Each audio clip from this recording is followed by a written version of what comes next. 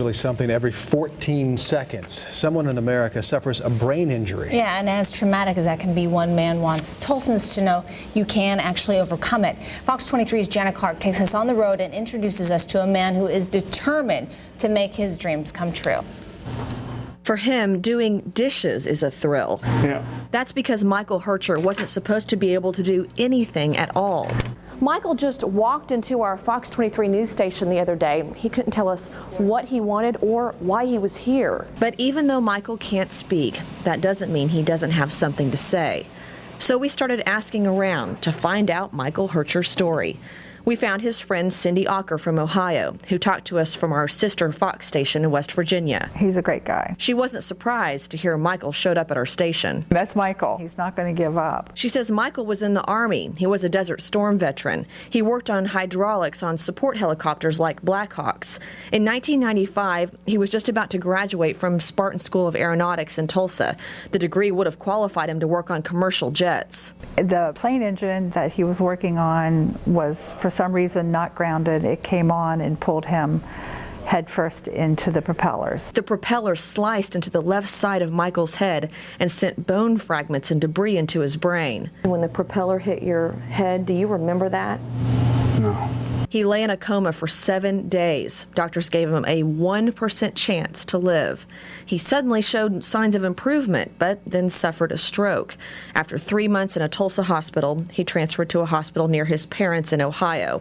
Several months later, Michael still couldn't walk or talk. With feeding tubes and breathing tubes. But what his doctor told his family next would change everything. He said Michael would never get any better. What do you think happened inside Michael whenever he heard the doctor say, this is as good as it's going to get? When he heard that, he just made up his mind that they were going to be wrong. Do you feel like you're proving the doctors wrong?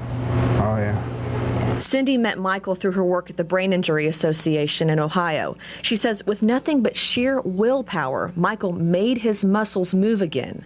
If someone offered to feed him, he'd say no. He would work until he was able to put the spoon to his mouth. And he also performed a bizarre regimen every single day, something he came up with on his own. And that stimulation has regained circulation, movement, feeling in parts of the body that wasn't supposed to be rejuvenated. You're pretty tight here, right? We took Michael to Tulsa neurologist Dr. Rod Myers with the Kaiser Foundation for an assessment. Now let me have you raise your eyebrows. Can you do that? Yeah, good. Michael showed him the tissue stimulation he does. Dr. Myers had never seen anything like it, but he does say Michael's come a long way. I've seen things happen that some would call miraculous because of motivation. Now Michael's biggest challenge is communication. He understands what people say. Me, myself, understand. But he can't say what he wants to say. Can you say that? No ands, ifs, or buts. And Dr. Myers says with Michael's determination, anything is possible. He's proven that he's got the willpower to really move himself along. I mean, I'm wondering why he walked into the television station. I mean, there was some motivation to do that. And there is. Michael wants people to hear his story. He wants those with brain injuries to know if he can get better, they can too. Are you getting better every day? yeah. I think Michael's trying to say, don't give up. Someday he hopes to say those words himself. Michael still lives in Ohio and he just came back to Tulsa to visit. Dr. Myers thinks that speech therapy would really help Michael, and Cindy says she's going to have that set up for him when he comes home in a few weeks. On the road, Jana Clark, Fox 23 News.